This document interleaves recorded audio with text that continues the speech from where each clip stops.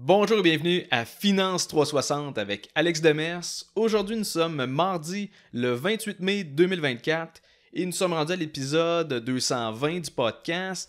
Et dans l'épisode d'aujourd'hui, je vais vous parler du rachat d'actions par les entreprises cotées en bourse, ce qu'on appelle communément les stock buybacks. Et je vais expliquer en fait en quoi ça consiste, pourquoi les dirigeants d'entreprise vont faire du rachat d'actions et c'est quoi les implications pour nous en tant qu'actionnaires. Ensuite, je vais vous parler des ratios financiers de base pour identifier des compagnies qui sont sous-évaluées, c'est-à-dire qu'on va comparer le prix de leur action versus leur valeur comptable, leurs revenus ou leurs bénéfices, c'est-à-dire souvent on va regarder plus le revenu par action ou le bénéfice par action, mais je veux vous parler de tout ça parce que c'est des éléments évidemment qui nous touchent en tant qu'actionnaires d'entreprises cotées en bourse.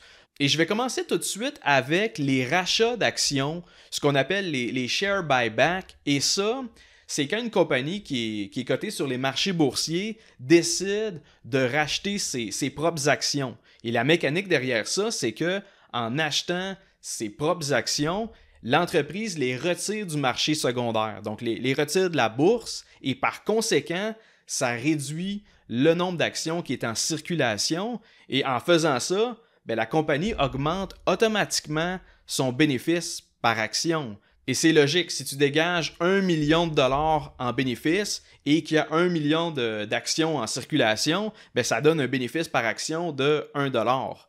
Si tu gardes le même 1 million de dollars en profit, mais que tu réduis le nombre d'actions disponibles à 800 000, 1 million divisé par 800 000, ça donne un bénéfice par action de 1,25 $. Donc, avec les buybacks, les compagnies cotées en bourse, ils font augmenter leur bénéfice par action sans que l'entreprise dégage concrètement plus de profit. Donc, sur papier, le rachat d'actions, ça nous récompense comme actionnaires parce que, comme je vous dis, il y a moins d'actions en circulation. Donc, chacune de nos actions représente un plus grand pourcentage des parts de la compagnie. Et en même temps, chaque action nous rapporte également un peu plus de bénéfices. Encore une fois, je dis que c'est sur papier parce que dans les faits, les entreprises ne versent pas systématiquement la totalité de leurs profits à leurs actionnaires. Même quand ils font des versements de dividendes, ça représente un pourcentage des profits. Par exemple, ça pourrait être un ratio de distribution de 30% et à ce moment-là, c'est 30% des bénéfices qui sont remis aux actionnaires. Mais l'idée, c'est que avec les buybacks, les compagnies décident que la meilleure utilisation de leur liquidité, des liquidités de trop, excédentaires, c'est de venir racheter leurs propres actions. Et je vous parle de ça aujourd'hui parce que la pratique du stock buyback, c'est de plus en plus une pratique courante et globalement, les sommes qui sont utilisées pour le rachat d'actions, maintenant, ça dépasse les montants qui sont versés sous forme de dividendes. Et je vous donne un exemple, il y a Berkshire Hathaway qui a plus de 200 milliards de dollars en liquidité et qui ne verse aucun dividende à ses actionnaires. Il faut comprendre que la prémisse initiale derrière ça, c'est que au départ, on a toujours dit que Warren Buffett, le propriétaire de Berkshire Hathaway, allait obtenir un meilleur rendement en investissant les liquidités excédentaires plutôt que en les distribuant sous forme de bénéfices, de dividendes aux actionnaires. Par contre, là, si on regarde, ça fait un bout qu'il n'y a pas eu d'investissement majeur de la part de Warren Buffett. Et à ce moment-là, son encaisse continue de grossir. Donc, à la place d'un versement trimestriel de dividendes, Berkshire Hathaway décide de racheter ses propres actions. Et au premier trimestre de 2024, on parle d'un stock buyback de 2,6 milliards de dollars. Et durant l'année passée, l'année 2023, en termes de share buyback, ça monte à 9,2 milliards de dollars. Donc, c'est des montants considérables. Il faut comprendre qu'ils ont pris l'argent, leur liquidité, pour venir racheter ces actions-là. Et c'est venu, en fait, réduire le nombre d'actions en circulation de Berkshire Hathaway Et comme je vous dis, ça fait en sorte que chaque actionnaire, moi y compris, on possède une plus grande portion de l'entreprise. Et je peux vous donner un autre exemple impressionnant. À ses derniers résultats financiers, à Apple, ils ont annoncé un buyback record de plus de 110 milliards de dollars. Juste pour vous montrer à quel point c'est hallucinant comme transaction, dites-vous que le buyback de 110 milliards, c'est plus que la valorisation de Boeing. Autrement dit, avec leur dernier rachat d'actions, Apple aurait pu se payer l'équivalent de la compagnie Boeing au complet.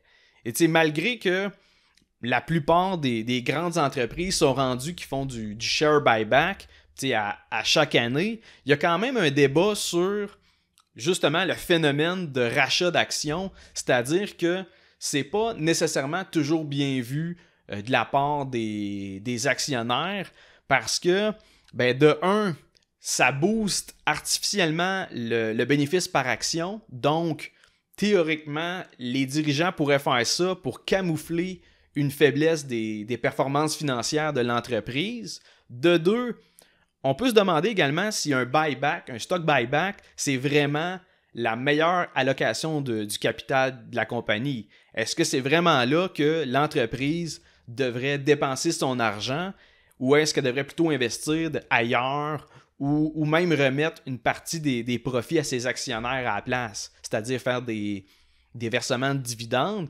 Et finalement, le troisième point, c'est que pour qu'un share buyback soit réellement un bon move, il faut que le rachat d'actions se fasse au bon prix. C'est-à-dire que il faut que les dirigeants de l'entreprise considèrent que la valeur de leur compagnie est présentement sous-évaluée par le marché.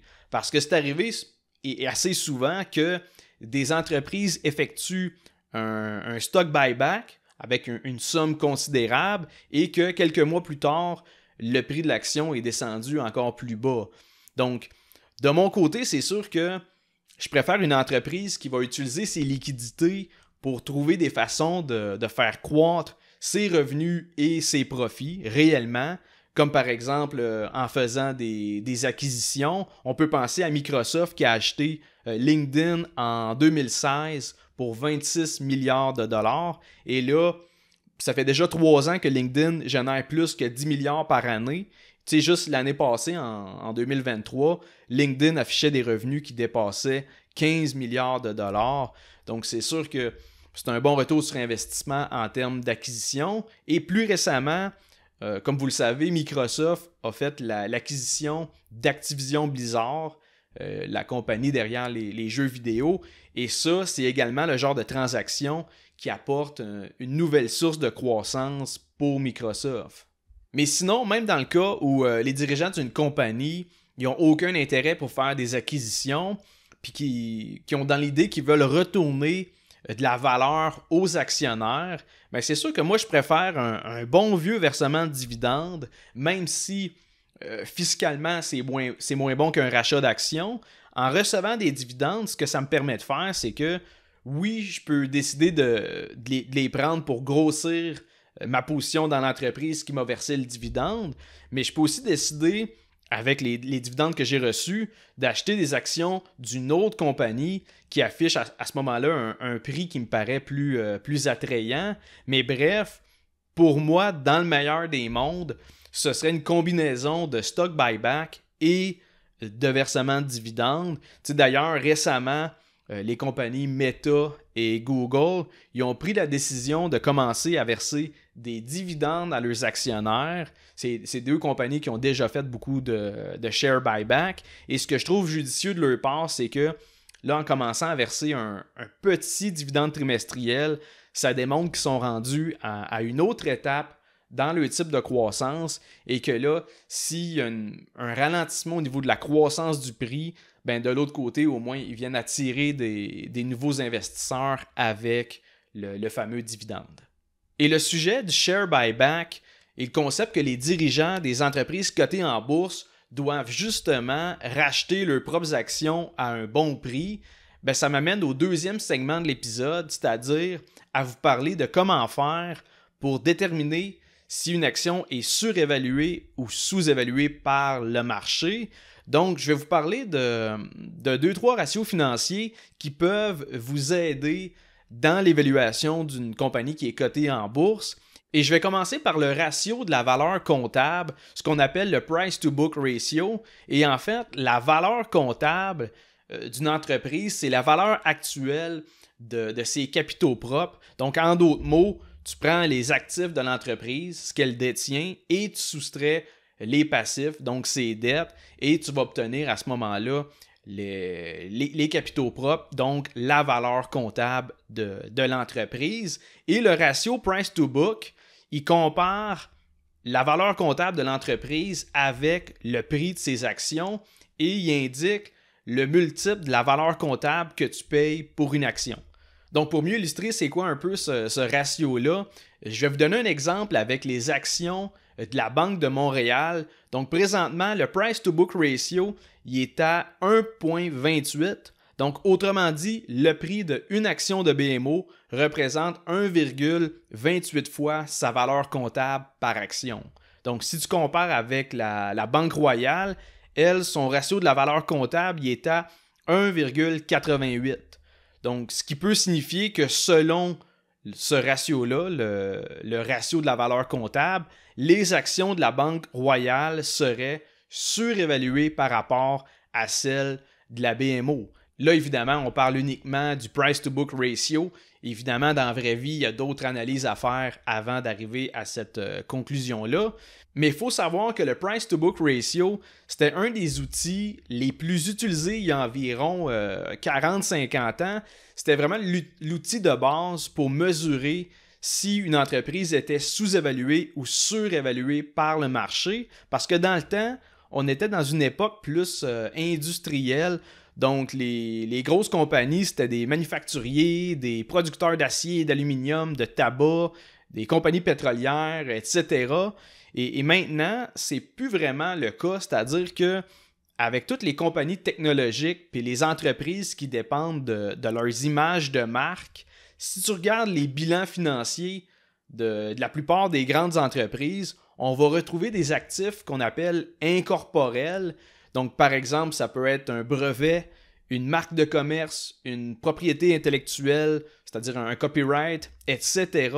En gros, un actif intangible, comme un brand, ben, ça ne peut pas être converti en liquidité, mais ça contribue quand même aux revenus de l'entreprise.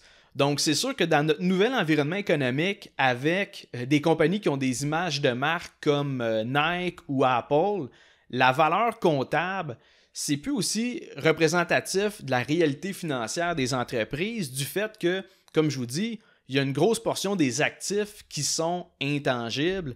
Par contre, c'est sûr qu'on peut encore s'en servir en ce qui concerne les banques ou les compagnies de production industrielle parce que le price-to-book ratio est encore utile dans ce cas-là pour essayer de déterminer si l'entreprise est correctement évaluée par les investisseurs sur le marché. Mais sinon, maintenant, le ratio qui est le plus communément utilisé pour tenter de déterminer si l'entreprise est sous-évaluée ou non, c'est le ratio coût-bénéfice, communément appelé le Price-Earning Ratio. Et ce ratio-là, il sert à comparer le bénéfice par action avec le prix de l'action. Encore une fois, avec le Price-Earning Ratio, on va obtenir un multiple. Par exemple, on va prendre les actions de PayPal. Présentement, le prix des actions de PayPal est de 60 $ et son bénéfice par action est de environ 4 $. Donc, à ce moment-là, le Price-Earning Ratio est de 15. Dans le fond, c'est facile à calculer. Là, tu prends le prix de l'action, tu le divises par 4, tu vas obtenir 15. Ou sinon, tu fais le bénéfice par action fois 15, tu vas obtenir le prix de l'action.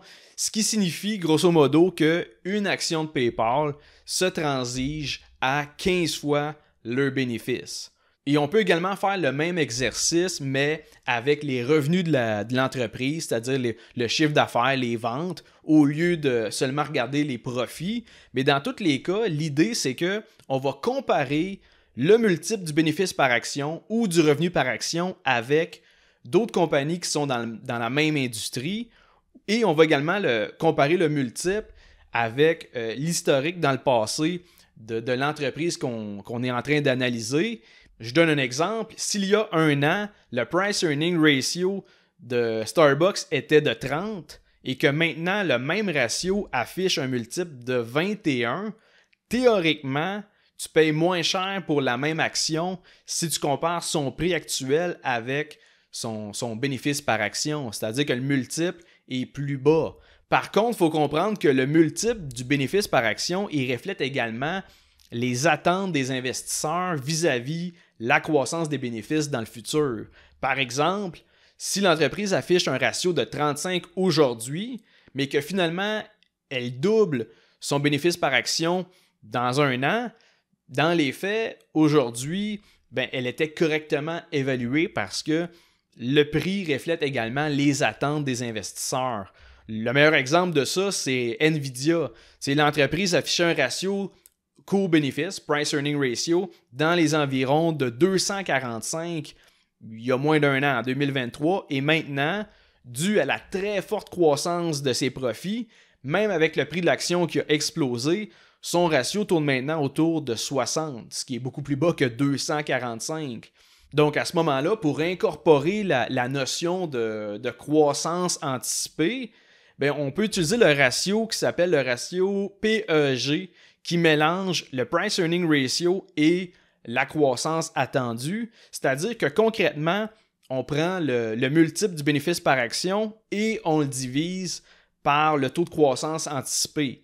Par exemple, si ton multiple du bénéfice par action est de 15 et que le taux de croissance attendu est de 12, tu prends 15 divisé par 12 et ça donne 1,25.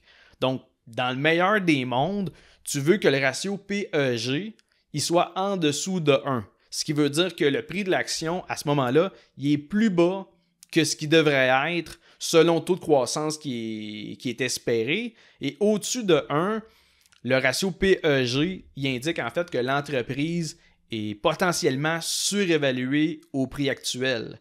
Mais à noter que présentement, si on regarde la majorité des entreprises cotées en bourse, ils se transigent avec un ratio PEG qui est largement supérieur à 1. Ça sous-entend que soit les prix des actions sont gonflés comme à grande échelle, globalement, ou sinon, c'est que le taux de croissance réel va dépasser le taux attendu.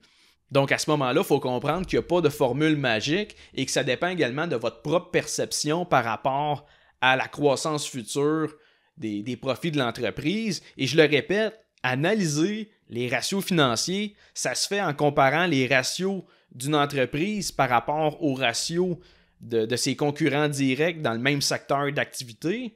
Et ça se fait également en observant les ratios financiers de la compagnie évoluer au fil du temps. C'est-à-dire qu'il faut regarder l'historique des ratios dans le passé et à ce moment-là, en observant le ratio cours-bénéfice, le ratio de la valeur comptable, le ratio des ventes par rapport au prix, le ratio PEG, tout ça, ça te permet de voir si l'entreprise est de plus en plus sous-évaluée ou potentiellement surévaluée. Donc, ce sont des outils parmi tant d'autres qui vous permettent un peu de vous aider à mieux évaluer la valeur des compagnies cotées en bourse.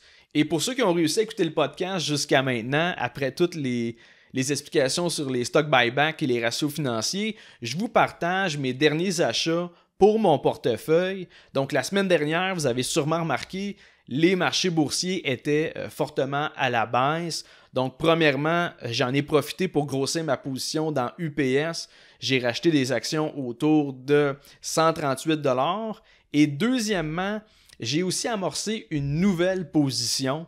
Donc, c'est dans la compagnie Home Depot, symbole HD. Et j'ai acheté les actions à 325 $ US vendredi passé.